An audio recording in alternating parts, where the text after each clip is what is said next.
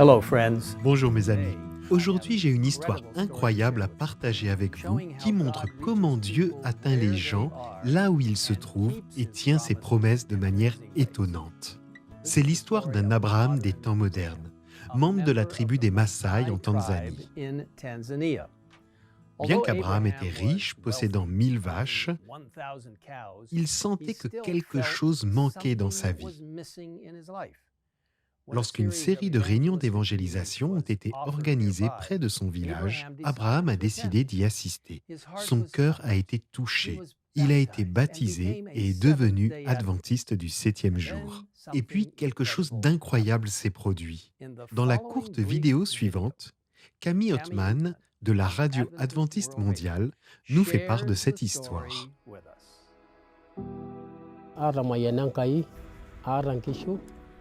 J'ai plus de 1000 vaches considérées comme riches par mon peuple Manzai. Mais il me manquait quelque chose dans ma vie. Le cœur d'Abraham a été touché lors d'une série de réunions d'évangélisation et il est devenu un membre baptisé de l'église adventiste du 7e jour. La plupart des Maasai ne savent ni lire ni écrire, alors ce qu'ils apprennent, c'est par la radio. Abraham était ravi lorsqu'il a écouté l'émission AWR. C'est le sujet de la dîme qui a particulièrement retenu son attention.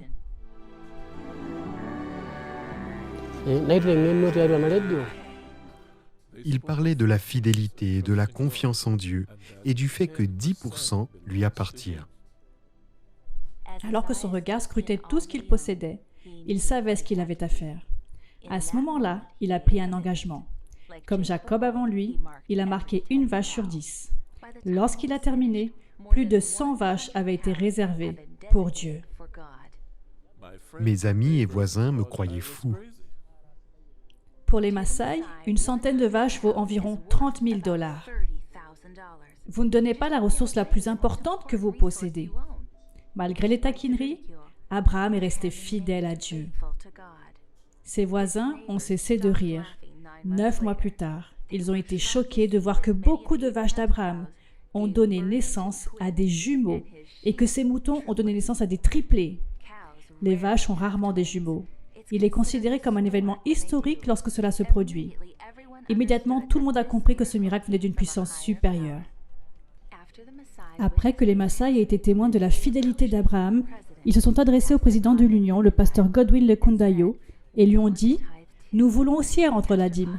Le pasteur Godwin était stupéfait et il a demandé « Êtes-vous adventiste ?» Ils ont répondu « Non, mais nous voulons que Dieu nous bénisse comme il bénit Abraham. » Et Dieu soit loué, 9 mois plus tard, leurs vaches ont également eu des jumeaux. Voici une autre chose étonnante. Chaque fois qu'un voleur volait du bétail d'Abraham, les vaches rentraient toujours chez elles, comme si elles étaient guidées par des mains invisibles. Aujourd'hui, les voleurs ont peur de voler les biens d'Abraham. Je loue Dieu pour la radio adventiste mondiale. Abraham attribue à AWR le mérite d'avoir changé sa vie.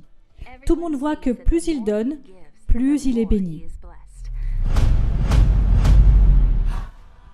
Grâce au témoignage d'Abraham, aujourd'hui, plus de 80 Maasai ont accepté Jésus et ont été baptisés. Et maintenant, ils écoutent tous la radio adventiste mondiale.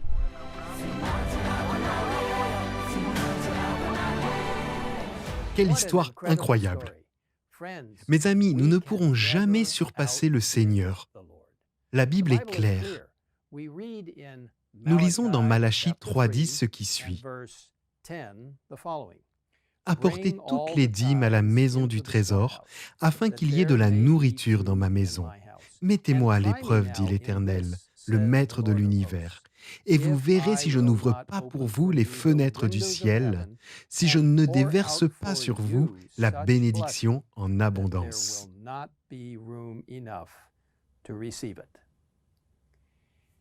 Mes amis, êtes-vous fidèles en rendant la dîme au Seigneur? Tout comme il a béni cet Abraham moderne, Dieu est disposé et capable de déverser ses abondantes bénédictions sur vous. Et pourtant, il y a plus encore. Non seulement Dieu désire nous bénir par le retour d'une dîme fidèle, mais il nous invite également à faire l'expérience de son incroyable amour en faisant de généreuses offrandes pour soutenir son œuvre dans le monde. C'est par le don fidèle des offrandes que la mission de Dieu se nourrit dans notre territoire national et international.